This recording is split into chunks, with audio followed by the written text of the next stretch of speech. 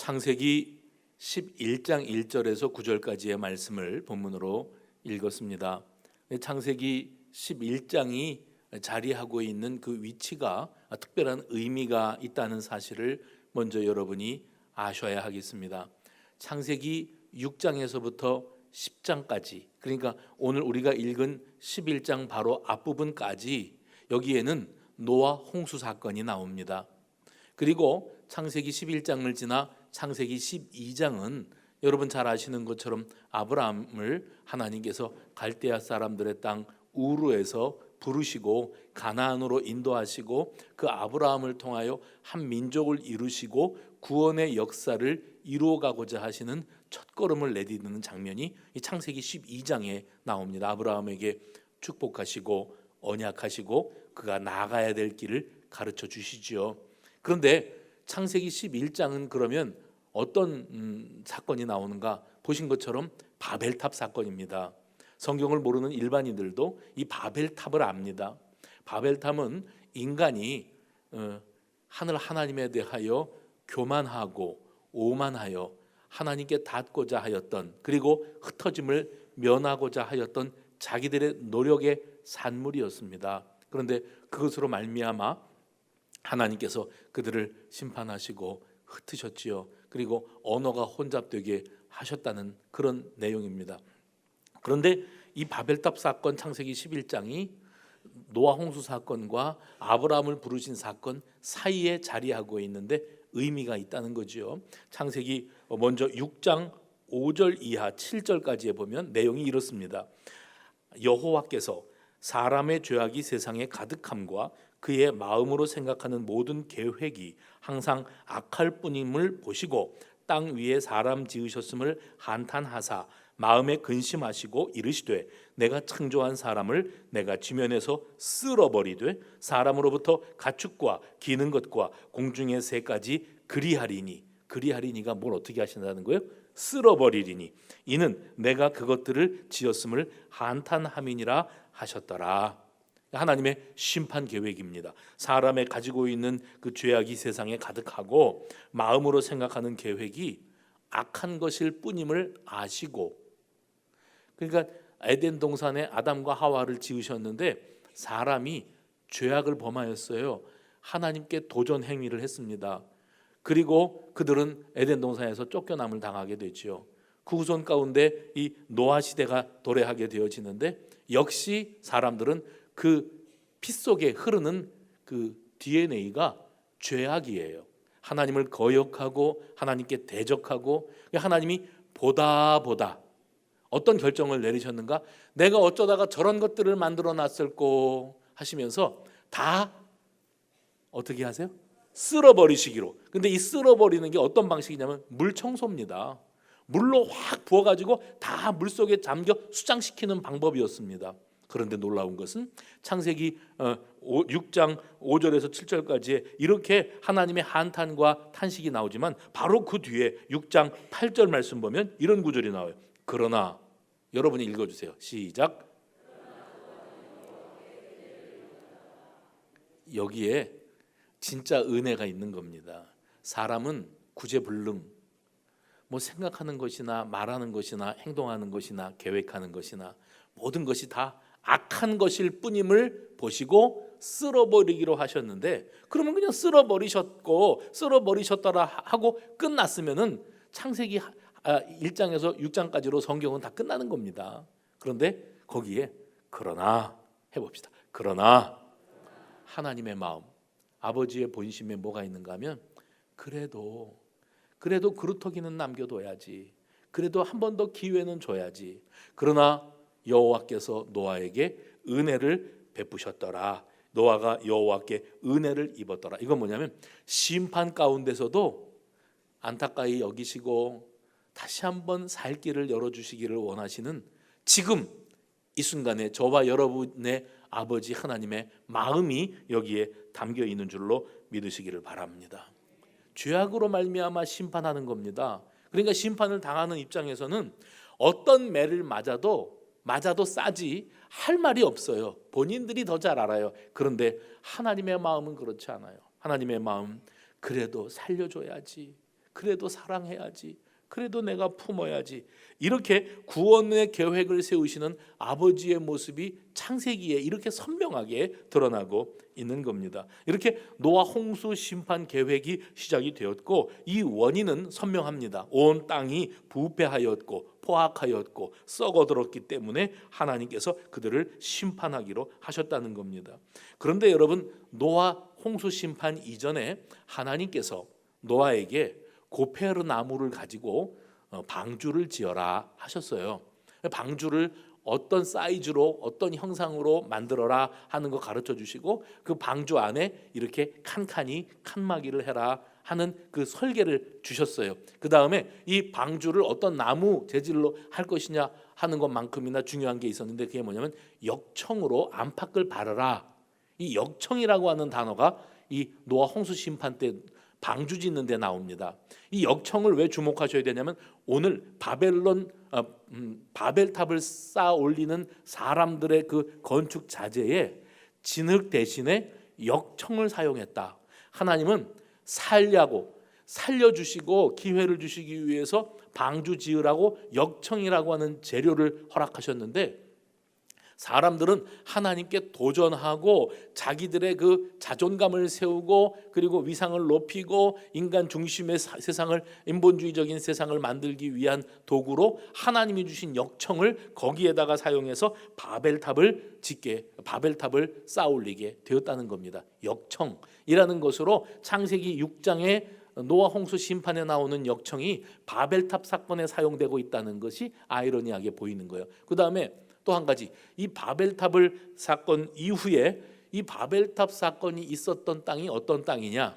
거기가 우루라 그랬어요. 우루. 가나안 땅, 하나님께서 아브라함을 택하셔서 가나안 땅으로 불러내시기 전에 아브라함이 자리 잡고 있었던 땅이 갈대아인들의 땅이었다. 갈대아인들이 살고 있는 우루 지방이었다. 그러면 아브라함은요, 이 갈대아 지방이 어떤 땅이냐면은 바벨탑이 세워졌던 바로 그 땅입니다. 그러니까 아브라함은 그 바벨탑을 목격했던 사람인 거예요.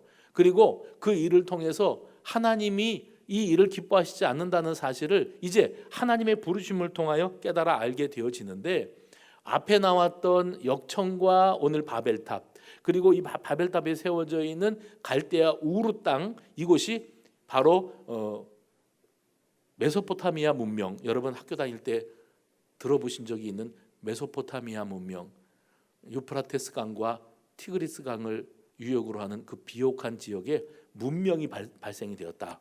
근데 이 문명을 세운 사람들은 이 수메르인이라고, 역사학자들은 이렇게 고고학적인 발굴을 통해서 수메르인이라고 하는 사람들이 살았던 그 발굴을 해보니까 엄청나게 지혜로운 사람들이고, 이 기술이 발달된 사람들이고, 특별히 건축 기술이 탁월하게 발달되었던 곳이 바로 이 수메르인들의 땅 메소포타미아 문명이었다. 그럽니다. 바로 거기에 우루가 자리 잡고 있는 거예요. 그러면 바로 이 창세기 6장에서부터 10장까지와 창세기 12장 사이에 있는 이 바벨탑 사건을 통해서 하나님이 우리들에게 주시고자 하시는 메시지는 과연 무엇이었는가? 오늘 본문을 보면은요, 10장 바벨탑 사건 바로 앞에 11장 바로 앞에 10장 32절 보세요. 한번 10장 32절. 뭐 성경 넘길 것도 없이 바로 위에 있지 않습니까? 그런 것만 저는 찾으라고 얘기하는 사람입니다. 32절 시작. 이들은 그 백성의 족보에 따르면 노아 자손의 족속들이요, 홍수 후에 이들에게서 그 땅의 백성들이 나뉘었더라. 나뉘었다는 얘기가 10장에 자꾸 나오는데, 나뉘었더라. 그러면 노아를 조상으로 하고 이제 새로운 인류지요. 다 멸절되고 노아를 조상으로 하는 셈, 함, 야벳이라고 하는 세 아들들이 있었고, 그 아들들을 통해서 이제 인류가 다시 시작하는 거예요.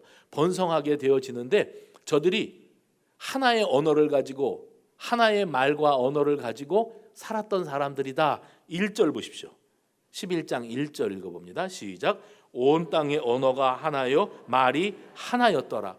하나였으면 문제가 없죠. 의사소통하고, 그리고 자기들끼리 뭐 기술을 전수하고 또 협력해서 뭔가 큰 일을 이루어내는데 아무런 불편함이 없는 상황이 하나였던 때입니다. 그런데 그들이 어쩌자고 그 노아의 족속들이 홍수 후에는 그 땅의 백성들로서 쭉 나뉘어지게 되었다. 이 나뉘었다는 사건이 여기 등장을 하게 되어지는데, 나뉘게 되어지는 원인이 어디에 있었는가를 굳이 창세기 11장의 이 바벨탑 사건을 다시 우리에게 상기시키면서 강조하고자 하는 겁니다. 나뉘었다. 하나인 사람들이 여럿으로 나뉘어. 오늘 말씀의 제목 보세요.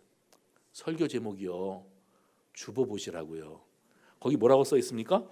하나에서 여럿으로. 자, 하나였던 한 노아라고 하는 사람의 후손이었던 그 백성들이 어떻게 여럿으로 나뉘게 되어졌고, 그리고 이제 뒤에 가서 여럿일 수밖에 없었던, 언어도 다르고 문화도 다르고 달랐던 사람들이 어떻게 다시 하나가 되는 역사가 이룰 수 있었을까? 결론부터 말씀드리면 그것은 하나님이 하시는 일이에요.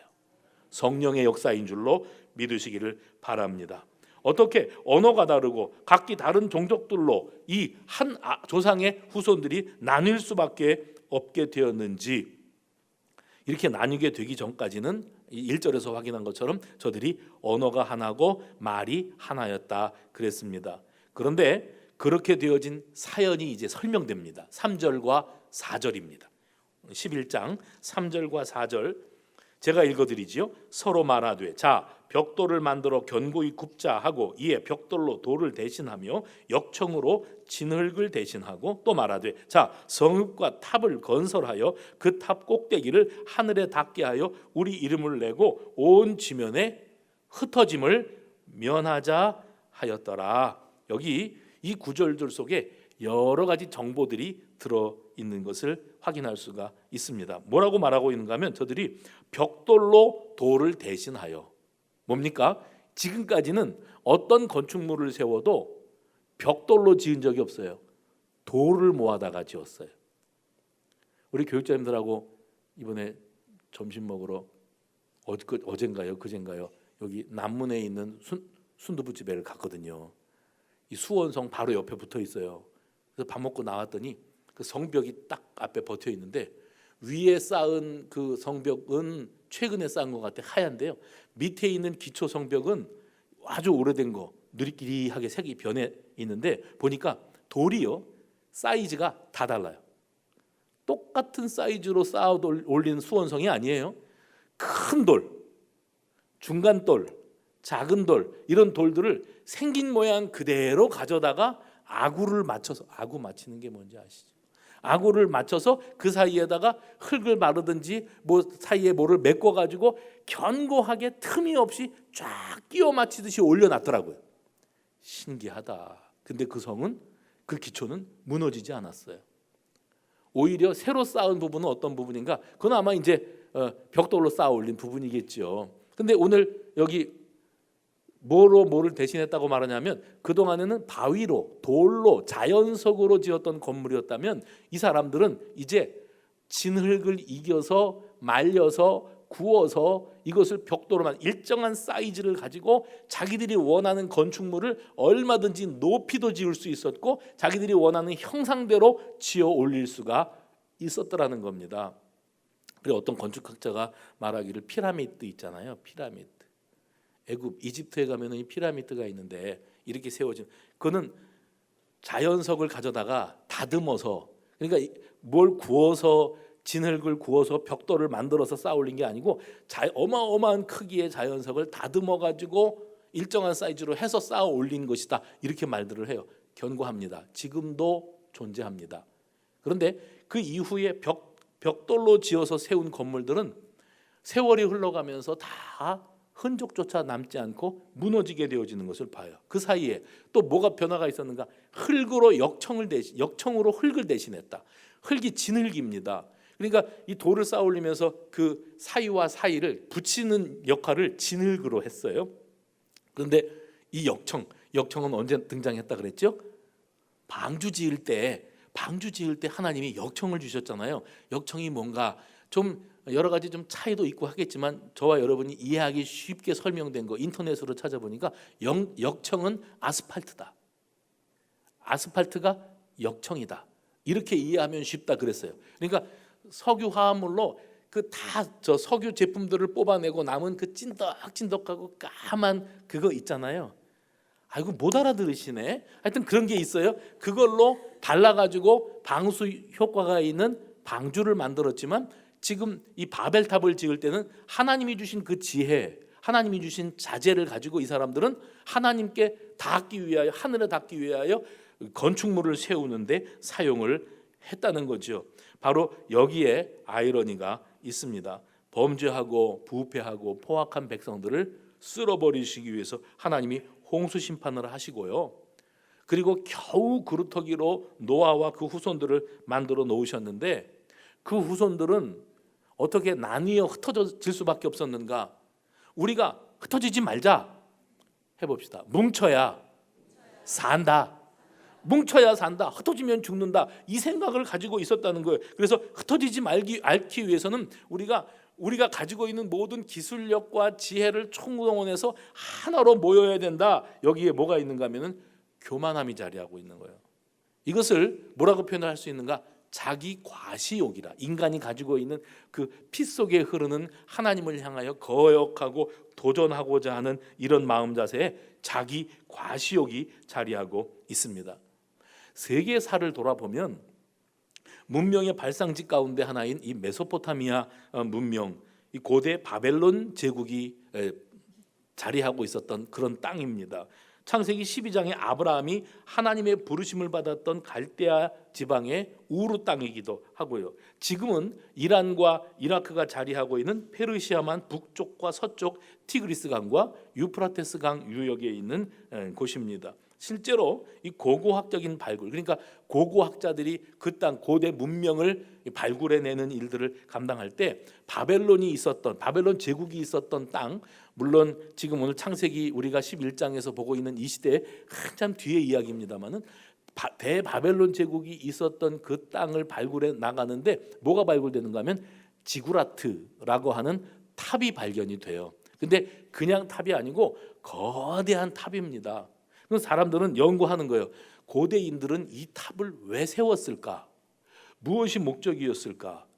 자기들이 가지고 있는 건축 기술, 흙을 구워서 벽돌을 만들고 그 벽돌을 한없이 쌓아 올려서 이 탑을 만들었는데 고고학자들의 발굴에 의하면 자기들의 우상을 숭배하기 위한 신전으로 사용하기 위해서 신전을 그 꼭대기에 올려놓기 위해서 이 지구라트를 만들었다. 그 건축을 시작할 당시에 바벨론 시대의 이 많은 탑들이 존재했는데 그 탑들을 발굴하다가 뭘 발견했냐면 이 바벨론 사람들 이전에 훨씬 더 오래전에 어마어마하게 큰 탑이 존재하고 있었다 하는 것을 그 기초석을 발굴하고 그것을 복원하는 과정에서 사람들이 알게 되었습니다. 한번 사진을 보여드릴까요? 실제로 이 이라크 지역에서 발견되는 이 바벨탑 지구라트의 기초석입니다. 가로로 92m, 세로로 92m. 저거를 완전히 복구해가지고 그때 당시에 무너지지 않고 탑이 정상까지 올라가게 되었다고 했을 때 몇 층 높이까지 저 벽돌을 쌓아 올릴 수 있었을까? 계속 좀 보여주시죠. 4장인 줄로 알고 있는데 올렸을까를 연구해봤더니 지금 건물 높이로 70층. 지금 건물 높이로 고대인들이 이 족장 시대인데 70층 높이의 탑을 세울 수가 있었다. 나중에 우리 여유가 되면 저거 구경이나 한번 가봅시다. 그런데 그런 탑이 존재하고 있었다. 그렇게 설명을 합니다. 제가요 이번에 2달 동안 쉼의 기회를 얻어서 이제 가서 공기 맑은 데서 책이나 많이 봐야겠다. 눈도 신통치 않은데 그래도 잠만 자냐? 책이라도 읽어야지. 책을 챙겨 가는데 뭐 신학책, 뭐 경건 서적 뭐 이런 거 하는데 어떤 사람들이 추천한 서적들 중에 일반 서적이 있는데 그것도 읽어보라고 그래 가지고 추천을 받아서 책을 읽어봤어요. 그 책이 뭐냐면 여러분 그 방송 프로그램 중에 알쓸신잡 뭐 너무 경건하셔서 텔레비도 저는 안 보시죠. 저도 그건 있는 거는 알아요. 유희열이가 사회 보고 하는 알쓸신잡이라는 프로가 있었다는 걸 알아요. 근데 거기에 나오는 그 등장하는 인물들이 왜 다 해박한 지식을 가진 사람들. 말들 잘합디다. 아는 것도 많고. 그런데 그 사람들 가운데 이 사람이 있었다 그러더라고요. 건축가 유현준 씨라고. 근데 이분이 쓴 책 가운데 제가 이번에 두 권의 책을 가지고 도시는 무엇으로 사는가, 그다음에 어디서 살 것인가 하는 이 책을 가져가서 읽었습니다. 근데 이 건축가가 바벨탑 이야기를 했어요. 사실 그래서 제가 오늘 이 설교를 준비하게 된 겁니다. 바벨탑 이야기를 언급을 했어요. 근데 이분이 자기 나름대로 가지고 있는 그 해박한 지식을 통해서 뭘 얘기하고 있었는가 하면, 자세한 내용은 여러분이 관심 있으면 책을 사서 읽어보시면 되는데, 바벨탑이라고 하는 것이 존재했던 이유가 어디 있는가? 인간이 가지고 있는 심성, 본성 가운데 이런 본성이 있대요. 여러분 그 고인돌 아세요? 고인돌이라고 또 있어요. 예? 그 돌 어마어마하게 큰 돌 두 개를 세워놓고 그 위에다가 더 어마어마한 돌을 얹어놔. 들판에. 저게 뭘까? 고대 원시 시대의 원시인들이 그걸 세웠다는 거예요. 그 대단한 거는 건축학자들이 봤을 때 저 사람들이 저걸 세우기 위해서 얼마나 많은 노동력이 필요했고, 얼마나 많은 물자가 필요했고, 기술이 필요했고, 노동을 했겠는가. 그리고 저걸 어떻게 세웠을까. 그냥 그 큰 바위 하나 택해가지고 그거를 거기까지 굴려가기 위해서 바닥에다가 통나무를 놓고 굴리고 뒤에서 빼가지고 놓고 굴리고 이랬을 거 아니냐는 거예요. 그래서 그거를 무슨 수를 써서 세웠는지 두 개의 큰 바위를 세웠는데, 세우면 넘어지고 세우면 넘어지고 하니까 세울 때 세워놓고 붙잡아 놓고 흙으로 메꿔서 버텨요. 또 이쪽 것도 세워놓고 흙으로 메꿔서 버텨요. 그럼 흙 속에 두 바위가 있는 거예요. 그리고 언덕을 만들어요. 그 위로 다시 더 어마어마한 바위를 또 통나무를 밑에다 깔아 굴리고 땡기고, 밑에서 빼서 다시 굴리고 땡기고, 이래가지고 와서 그 위에다가 언덕 위에다가 얹어요. 그 다음에 흙을 다 파내요. 그러면 그게 쓰는 거래요. 나 이번에 알았어요. 근데 그걸 뭐 하려고 세웠을까 했을 때에는 사람들이 이거는 자기들의 신을 섬기기 위한 제단이다, 아니다 이건 무덤이다, 뭐 아니다 이거는 뭐 별을 관찰하기 위한 뭐다, 별소리가 다 있대요. 그런데 건축학자가 내린 결론은 뭐냐면 이거는 과시용이다. 누가 우리 동네 쳐들어 올라왔다가 이 고인돌을 딱 버텨놓으면 의학한다는 거예요. 저거를 오랜 세월에 걸쳐서 저렇게 우뚝 세워놓을 정도의 노동력이 있다는 건 사람이 많다는 거고, 그럴 생각을 했다는 거는 기술력이 있다는 거고, 그리고 그만하게 많은 것을 소유하고 있는 이게 왕이 아니 족장이 전 부족을 다스리고 있으면 우리가 저거 세울 수 있어? 우린 저거 세우지도 못하는데 저 사람은 저걸 세우는 능력이 있어. 감히 우리가 저 사람을 어떻게 이겨? 싸워보지도 않고 걸음 하나 살려라? 도망가라고 거기다 그거 세워놨다는 거예요. 이게 건축학자의 주장이에요. 그러니까는 세계적으로 불가사의가 있습니다. 여러분 참 지금 집중력 굉장히 좋습니다. 성경 얘기할 때는 껌뻑껌뻑하더니 지금 집중력 상당히 좋습니다. 알쓸신잡이 최고인 것 같아요. 보니까 나도 주워 들은 거 얘기하는 거예요. 그러니까 세계적인 불가사의들 저기 저 남미에 가면은 뭐가 있다 그러던데, 모아이 석상 섬에 이 머리통이 이만한 게 쭉 버티고서 그거를 누가 어떻게 왜 거기다가 세웠냐, 그 지금도 미스테리라는 거예요. 근데 산 꼭대기에 바위가 있답니다. 거기 가면 그 산 꼭대기에 있는 바위를 바닷가로 굴려가지고 세워가지고서는 그걸 깎아놨으니까, 그러니까 이거는 오히려 고인돌 세우는 것보다는 어렵지 않았을 거라는 거예요. 또 뭐가 있는가? 지구라트 얘기도 나오고요, 만리장성 이야기도 나오고요, 콜로세움 이야기도 나오고요, 모아이 석상 이야기도 나오고요. 무슨 얘기까지 나오는가? 저 두바이에 가면 세워놨다는 어마어마하게 큰 빌딩, 무슨 부르즈 드 할리파? 그런 건물이 있대요. 가봤어야 알지. 나는 우리 이수자 전도사님만 아들 덕분에 가봤지 아무도 못 가봤어요. 근데 그 어마어마한 빌딩을 세워놨다. 그게 다 뭐냐? 과시.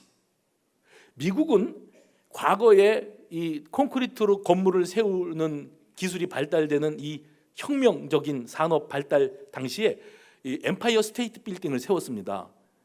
그리고 그 이후에 9.11 사태 때 파괴된 무역센터를 세웠습니다. 다 100층 육박하거나 100층이 넘어서는 어마어마한 빌딩들이었어요. 그건 다 뭐였느냐? 이 건축학자가 얘기하기는 세계를 향해서 니들 이런 거 세울 수 있어? 까불지 마라. 우리가 세계를 다스린다, 지배한다. 그거를 과시하기 위함이었어요. 그러니까 세계에서 제일 높은 건물은 엠파이어 스테이트 빌딩이다. 우리 어려서 그랬잖아요. 지금은요. 지금은 그거 거기 서 있지만은 상징적인 건물일 뿐이지 그보다 훨씬 높은 건물들이 상당히 많아요. 그러면 미국은 왜 더 이상 그렇게 100층이 넘는 건물을 안 세우는가? 이제는 안 세워도 된대요. 과시 다 했대요. 이제는 안 세워도 아무도 까불지 못한대요. 그 나라를. 그러면 지금 세우는 나라들은 뭐냐? 그러면 우리도 만만치 않아. 그러러 세우는 거예요. 대만 사람들이 101층 건물을 세웠어요. 보고 오셨죠, 집사님? 101층. 와, 대단하다. 그 다음부터요. 중국에 지금 각 도시마다, 중국은 작은 도시 하나에 보통 인구가 1200만, 1500만, 2000만. 놀라지도 않으시네. 그렇게 해서 안 돼요. 그러니까 그 도시들마다 100몇 층짜리 건물들을 다 세우는 거예요. 우리도 할 수 있어. 우리도 항공모함 만들어. 우리도 핵무기 있어. 그거 과시하는 거예요. 두바이 사람들이 그래 그거 만들어 놨다는 거예요. 지금도 힘이 그만 못한 사람들이 그런 거 자꾸 세워 쌓아 올리면서 우리도 이거 할 수 있다. 그래서 우리도 세웠잖아요. 잠실에다가.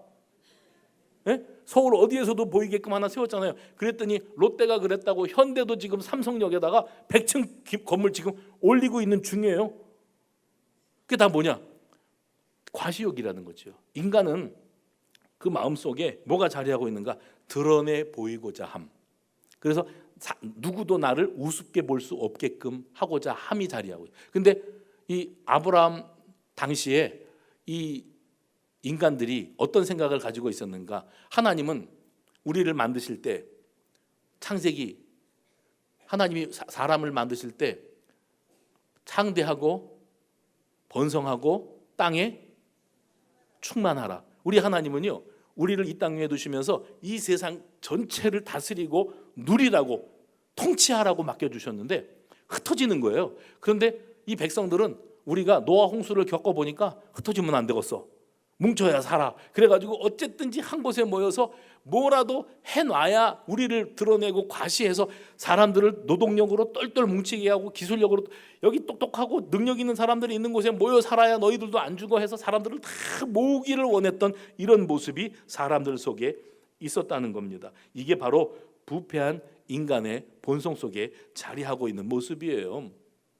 또 한 사람 책을 제가 읽었는데 하형록 씨라고 하는 분이 있는데 이분이 미국의 굴지의 건축 설계 회사 회장입니다. 그리고 미국 청년들 가운데 설계를 관심이 있고 건축하는 데 관심이 있는 이들이 제일 들어가고 싶은 회사의 회장이 한국 사람이에요. 근데 이분이 신학 공부까지 해갖고 목사까지 되었어요. 근데 강연을 하러 다니면서 자기가 가지고 있는 지식과 지혜를 가르쳐 주는데 그래 저 분당에 성남에 있는 선한 목자교회에 와가지고 집회를 하고 갔는데 그게 책으로 나왔어요. 제가 이번에 그분 책도 2권을 읽었는데 그분이 건축학자면서 목사잖아요. 근데 그분이 쓴 책 가운데 뭐가 있는가 하면 건축학적으로 바라봤을 때 돌과 자연석으로 건축을 했을 때 시대가 있고 벽돌로 건축하던 시대가 있고 지금 이런 건물처럼 콘크리트 구조물로 철근 콘크리트 구조물로 건축하는 시대가 있는데 자연석으로 건물을 세우던 시대의 건물들은 지금도 존재한다는 거예요. 하나님이 주신 거.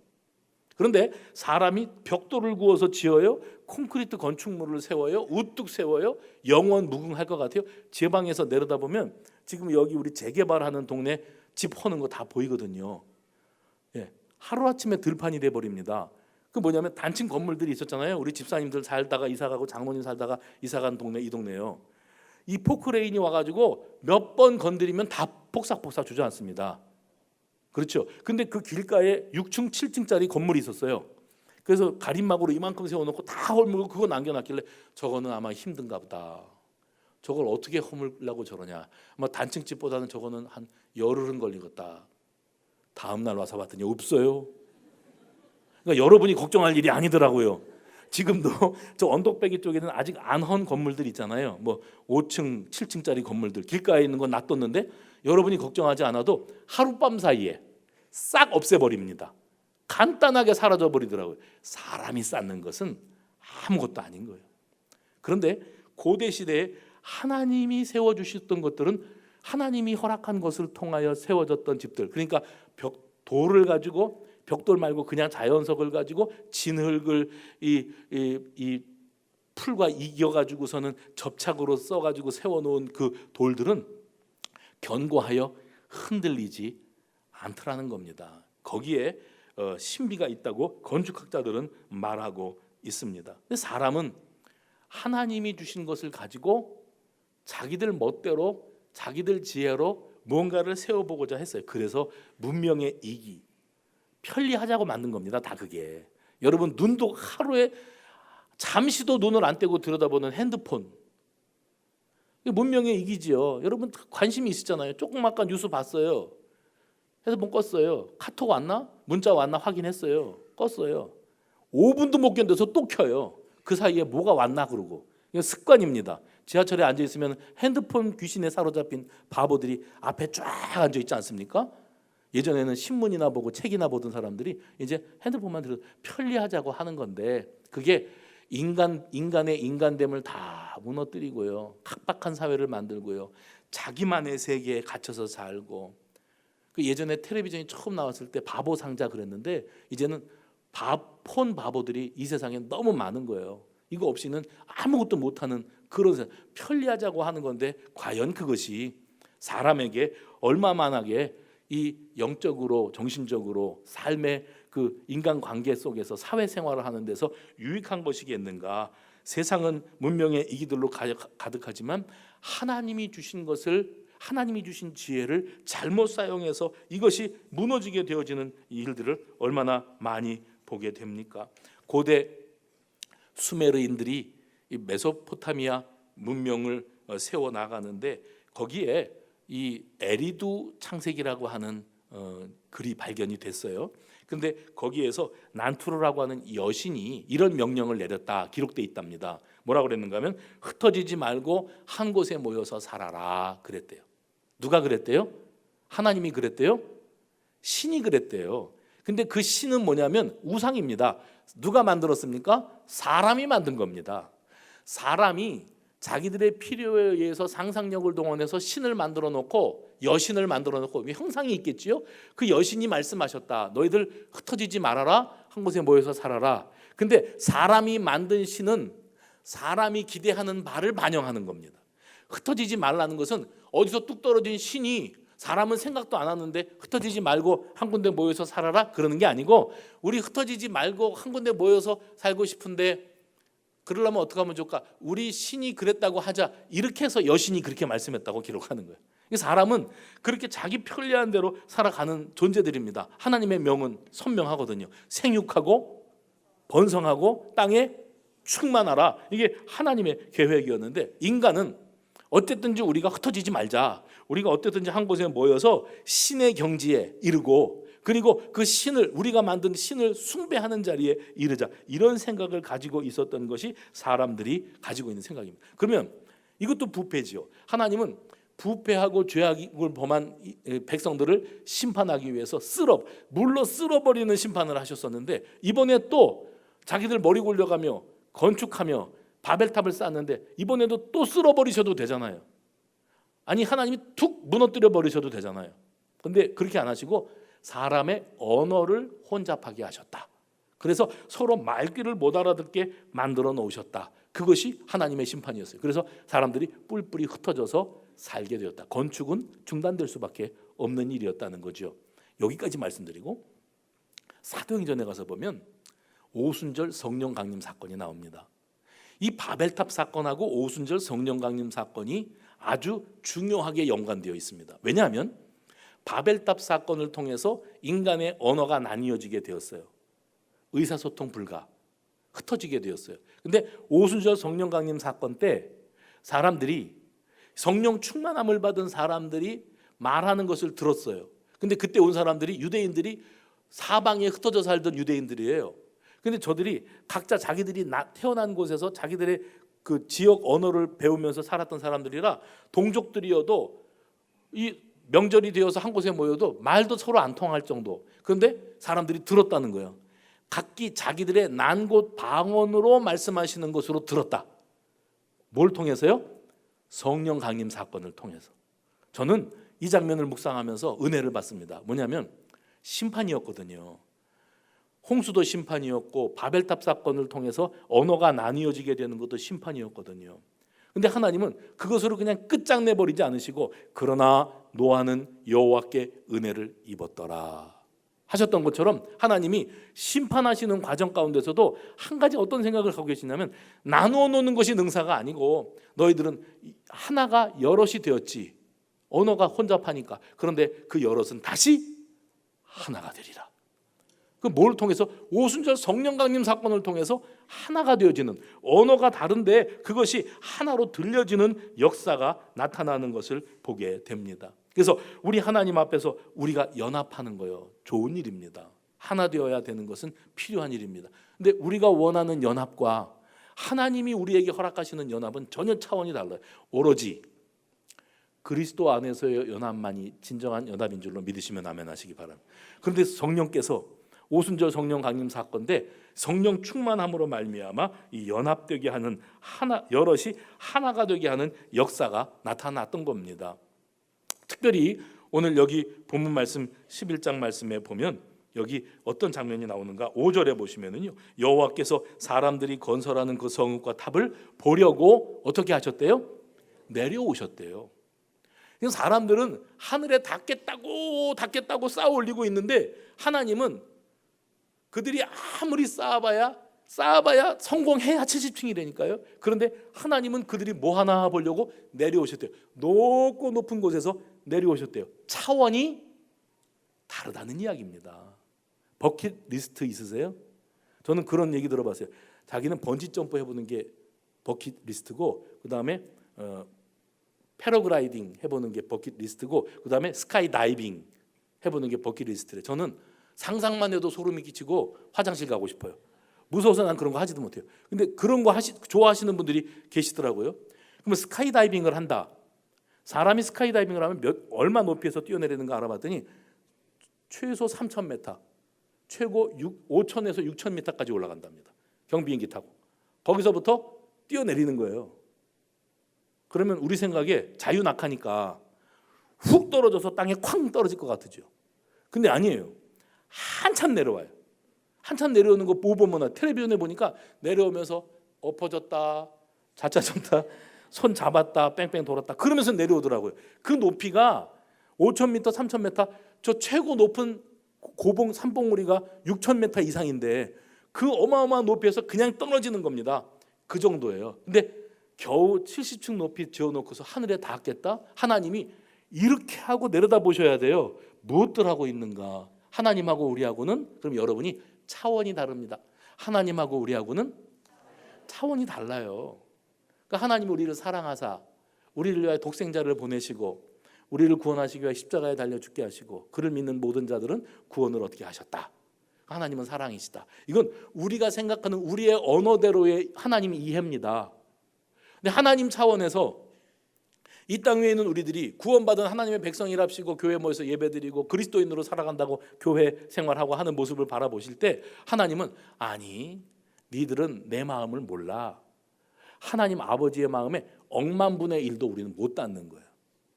그래서 언뜻 뭐를 계산하게 되냐면 물로 쓸어버리시면 화가 나서 쓸어버리시면 그만인데 그러나 노아는 여호와께 은혜를 입었더라. 그건 또 뭐지? 하나님의 마음을 우리가 알아요? 나를 사랑하시는 내 아버지의 마음을 억만분의 1이나 우리가 알아요? 하나님은 어떤 하나님이십니까? 우리 하나님은 우리를 사랑하사 우리의 교만과 우리의 허영심과 그 다음에 여태 말씀드렸죠? 자기 과시욕. 멋있게 보이고 싶어요? 그렇게 예뻐지고 싶어요? 그렇게 사람들에게 칭찬 듣고 싶어요?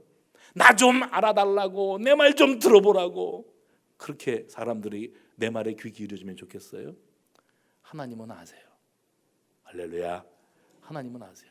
너 외로운 거, 너 두려운 거, 너 상처 많은 거, 너 보이지 않는 데서 눈물 많이 쏟는 거 내가 알아. 그런데 내가 너를 사랑해.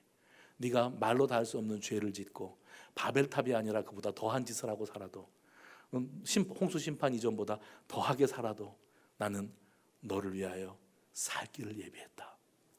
그분이 우리 아버지세요. 오늘 바벨탑 사건을 통해서 우리 주님을 만나시기 바랍니다. 바벨탑 사건이 하나가 여럿이 된 것은 인간이 오만방자했기 때문입니다. 과시욕에 빠져서 헛바람이 들어서 이거 딱 맞는 표현이네. 헛바람이 들어서 헛짓하고 사는 걸 보시면서도 아이고 저게 뭘 몰라서 저러지, 철이 없어서 저러지, 그래도 나는 너를 포기 안 해, 나는 너에게 은혜를 입힐 거야. 하나가 여럿이 되는 과정에 그게 있었고요. 결국 그 여럿이었던 우리들을 오순절 성령 강림 사건을 통해서 다시 하나로 만드시는 분이 우리 하나님이셨음을 기억하시기를 바랍니다. 그래서 저는 이 말씀을 드리고 마치고 싶어요. 아담은 실패했지만 에덴에서 쫓아내시면서 그냥 나가! 그리고 문 쾅 닫으시면 그만인데 가죽옷은 왜 지어 입히셨을까? 홍수로 심판하시면서 방주는 왜 지으라고 하셨을까? 바벨탑의 교만을 언어 혼잡으로 흩어버리시면서 그러면서도 그들에게 오순절 성령 강림 사건을 왜 예비하게 하셨을까? 그리고 그 상황 속에서도 그 바벨탑이 세워지는 그 땅에 살던 아브라함을 불러서 이스라엘의 그루터기 가나안 땅에 이스라엘 백성들을 세우실 계획을 왜 세우셨을까? 우리가 죄악에 물들어 구제불능의 인생임을 아시면서 우리 주 예수 그리스도를 십자가에 내어주시고 우리는 그 예수를 십자가에 못 박았지만 그 예수를 다시 살리시고 죄악에서 우리를 건져내신 하나님은 왜 그렇게 하셨을까? 나뉘어져서 살던 우리들을 성령 강림을 통하여 하나 되게 하시고 복음을 듣게 하시는 하나님 왜 그렇게 하셨을까? 그 아버지는 지금도 바벨탑 쌓을 생각이나 하고 노아 홍수 심판 이전의 사람들보다도 더 오염되고 타락하고 부패하게 살아가는 우리들임에도 불구하고 우리를 살리시기를 원하여 오늘도 구원 계획을 완성해 가시는 우리 아버지가 저와 여러분의 아버지, 이 자리에 있는 여러분 개인의 아버지이심을 믿으시기를 바랍니다. 그분을 꼭 만나시기를 주님의 이름으로 축원합니다. 기도합시다. 하나님 감사합니다. 오늘 우리에게 말씀 주시오니 우리를 사랑하시는 우리 아버지의 심정 억만분의 일도 깨닫지 못하고 살아가고 있었음을 압니다. 주여 이제는 우리 주님의 마음에 닿게 하여 주옵시고 하나를 여럿 만드셨다가라도 다시 여럿을 하나 되게 하시는 우리 아버지의 심정을 깨달아 알며 감사하며 살게 하옵소서. 예수님의 이름으로 기도드리옵나이다.